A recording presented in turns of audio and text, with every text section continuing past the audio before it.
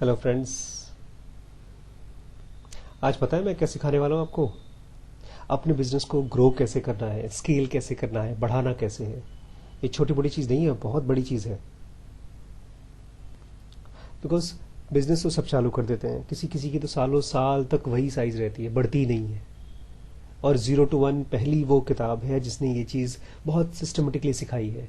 तो आज के टॉपिक में हम सीखेंगे 0 to 1 में कि कैसे अपने बिजनेस को स्केल किया जाता है, मतलब बढ़ाया जाता है।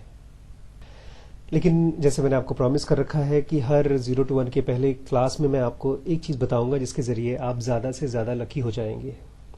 सबसे पहले हमने कवर किया था कि आपके कनेक्शंस, आपके नेटवर्क बहुत ज़्यादा होना चाहिए। जितने ज़्यादा से ज़्यादा लोगों से आप मिल सकें वो आपकी किस्मत को बढ़ाएगा। दूसरा पॉइंट हमने बताया था कि इंट्यूशन, आपका अपना गट फीलिंग, ये बहुत धीमे धीमे डेवलप होता है।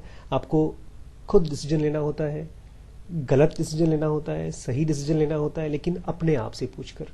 100 लोगों से पूछिए लेकिन डिसाइड खुद करना है। गलत हो जाए कोई फर्क नहीं पड़ता। You have to feel as if it is your decision. किसी और का डिसीजन अगर उसको सही लग रहा है और आपको सही नहीं लग रहा है, इसका मतलब ये आपका डिसीजन नहीं है। वाइस वर्सा, अगर आपको लगता है कि सही है और किसी और को लगता है कि गलत है, it is a something that you are, there is your intuition. इसलिए अगर आप चाहते हैं कि आप लकी हो, गो फॉर योर इंट्यूशन। शुरू में गलत होगा बट स्लोली स्लोली सही हो जाएगा। तीसरा और बहुत इंपॉर्टेंट और ये बड़ा रिस्की चीज है, third characteristic to get lucky is risk. That is risk लेना। अब पता है सब लोग कहते हैं कि रिस्क लो, आदमी को बिना लाइफ में रिस्क लिए आगे नहीं बढ़ता, लेकिन मैं इसके बहुत खिलाफ हूं। मुझे एक ऐसा तरीका चाहिए था रिस्क लेने का जिसमें मुझे अगर घाटा हो तो कोई नुकसान ना हो और फायदा हो तो बहुत नुकसान हो, और मुझे एग्जैक्टली यही तरीका मिला रिस्क लेने के लिए। यस, एक साइंटिफिक तरीका है रिस्क लेने का। इसको बोलते हैं never take the risk below the water level. देखिए, इसका मतलब यह है कि जो भी आप रिस्क ले, कभी भी देखिए रिस्क तो लेना है, बिना रिस्क लिए आप लकी नहीं होंगे। लेकिन किस टाइप का रिस्क लेना है? जब भी आप रिस्क लीजिए तो ऐसा कोई रिस्क लीजिए कि अगर उसमें घाटा हो गया, अगर वो पूरी तरह से फेल हो गया जो आपने रिस्क लिया था, तो आपको कोई बड़ा नुकसान ना हो, आपकी लाइफ डिस्टर्ब ना हो जाए। और वाइस वर्सा, अगर वो फायदा हो तो बहुत ज्यादा फायदा हो। मैं समझाता हूं एग्जाम्पल के तौर पे। मान लीजिए आप जॉब कर रहे हैं और आपको साथ ही साथ कोई बिजनेस की अपॉर्चुनिटी मिलती है। आपने जॉब छोड़ करके बिजनेस चालू कर दिया और अगर बिजनेस फेल होता है तो आप रोड पर आ जाएंगे। ऐसा रिस्क नहीं लेना है। अगर कोई और ऑप्शन मिलता है, आप जॉब कर रहे हैं और बिना अब जॉब छोड़ नहीं सकते बिकॉज आपके रोज के घर के खर्चे हैं, तो इस कंडीशन में आपको भी अभी भी बिजनेस करना है, कोई रिस्क लेना है, तो ऐसा कोई चीज करिए जो आप जॉब के साथ कर सकते हैं। एक्सपेरिमेंट फायदा सक्सेसफुल हुआ तो बहुत फायदा, फेल हुआ तो जिंदगी तो नहीं चली जाएगी। तो रिस्क जब भी लेना है ऐसे लेना है कि अगर वो फेल हो जाए तो कोई बात नहीं, अगर वो सक्सेसफुल हो तो बहुत अच्छी बात है। This is the Mantra for taking risk, and risk लेना ही लेना है। अगर रिस्क नहीं लेंगे तो आप सक्सेसफुल नहीं होंगे, लकी नहीं होंगे। तो फिर अब आते हैं 0 to 1, how to scale your business. अपने बिजनेस को स्केल कैसे करें। कल देखा था ना कैसे स्टीव जॉब्स ने वो सब किया जो याहू के सीईओ मैरिस मरिया ने नहीं कर पाई। मरिया बोल रहा हूं, मेयर नाम है उनका, मैं उनको ऐसे ही मरिया नाम से बुलाता हूं, मरीस मेयर। स्केलिंग के लिए, बिजनेस को ग्रो करने के लिए एक बहुत खास चीज की जरूरत है। अगर आप पूरे टाइम मेरे साथ रह पाएंगे इस वीडियो में तो लास्ट में वो चीज बहुत आसान, एकदम क्लियर हो जाएगी। हो सकता है शुरू में मैं आपको बताऊं तो वर्ड्स पहली बार सुने, वर्ड्स मिस हो जाए, लेकिन अल्टीमेटली जब एंड तक पहुंचेंगे तो आपको काफी क्लियर हो जाएगा कि मेरा पॉइंट क्या है। अगर आपको बिजनेस में ग्रो होना है, बिजनेस को बड़ा करना है, तो सबसे पहले मार्केट को बहुत केयरफुली चूज करिएगा। किसी भी मार्केट में आप घुस जाएं और बिजनेस को ग्रो करने की कोशिश करें तो ग्रो नहीं होगा। You have to choose your market very very carefully. और एक बार आपने मार्केट चूज कर लिया और उसके बाद ये भी प्लान में रहना, मन में रहना ये चीज कि मुझे अल्टीमेटली मार्केट में एक्सपैंड करना है। इस मार्केट को चूज करके उसके बाद एक्सपैंड करना है। मैं बताऊंगा अभी कैसे एक्सपैंड करना है, कैसे चूज करना है, मैं बताऊंगा अभी। तो शुरुआत कैसे करनी है? शुरुआत हमेशा छोटे मार्केट से करनी है। देखिए, बाय डेफिनेशन मोनोपोली का मतलब क्या है? जिस भी मार्केट में आप जाएंगे उसके आप मोनोपोली रहेंगे, आपका पूरा का पूरा डोमिनेशन रहेगा। तो आप डोमिनेट बड़े मार्केट को तो कर नहीं सकते, इसलिए आप छोटे से मार्केट को लेंगे और उसको डोमिनेट करने की कोशिश करेंगे। कुछ समझ में आया? छोटा मार्केट लेकर उसको डोमिनेट करना है, ताकि अगर कुछ गलतियां हो, कुछ सीखना हो, तो वो छोटा मार्केट आपको सिखा सके। बड़े मार्केट में तो पॉसिबल ही नहीं है। और क्यों छोटा मार्केट लें, क्यों बड़े में न जाए? बिकॉज छोटा market is less cumbersome. It is easy to dominate a small market. बड़ा मार्केट अगर आपको लगता है कि बड़ा है डोमिनेट करने के लिए, तो जी हाँ, बहुत बड़ा है। आप अभी नए हैं, आप डोमिनेट कैसे कर लेंगे? आपको तो मार्केट की एबीसी नहीं आती, इसलिए जब भी चूज करें, छोटा मार्केट चूज करें। पीटर थिल इसको एकदम प्रैक्टिकल एक्सपीरियंस के साथ, अपने एक्सपीरियंस के साथ बताते हैं। पेपैल जब कंपनी उन्होंने चालू की थी, तो उन्होंने बताया कि he started with payment, online payment system. अब ऑनलाइन पेमेंट सिस्टम में भी उन्होंने खास तौर से पाम टॉप, जैसे इसको हम लोग आजकल आईपैड बोलते हैं, उस जमाने में पाम टॉप था। खाली पाम टॉप से पाम टॉप तक पैसे ट्रांसफर करने का इन्होंने एक मार्केट लिया, और कोई नहीं करता था, खाली यही लोग कर रहे थे उस समय। अब चूंकि उस समय पाम टॉप थे ही कम, कस्टमर्स बहुत कम थे, इसलिए इनको डोमिनेट करने में भी कोई मुश्किल नहीं थी। इनफैक्ट इनके पास कस्टमर थे ही नहीं, बहुत ही कस्टमर थे, इनके पास प्रोडक्ट था लेकिन कोई कस्टमर नहीं था इनके पास।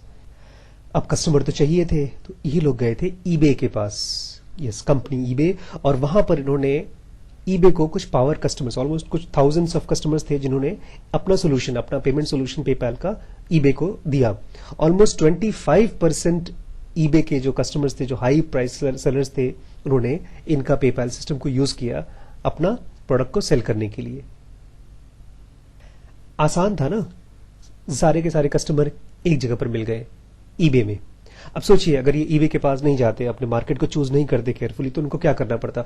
All over the world scattered, कहीं कहां कौन कौन पाम टॉप यूज कर रहा है, कहां कहां कौन कौन नहीं कर रहा है, नहीं मिल सकता था। It has been very expensive way to expand.